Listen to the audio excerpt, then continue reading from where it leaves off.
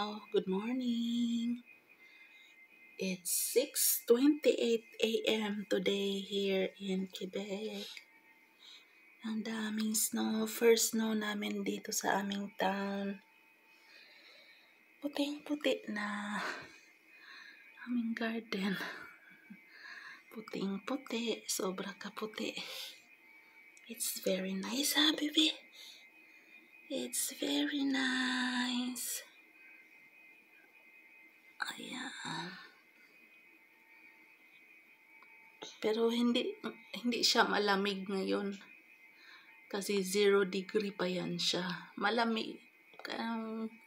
Sa winter, ito ang hindi malamig na temperature kasi 0 degree yung mga malamig. Ano yun na yan? Mga negative.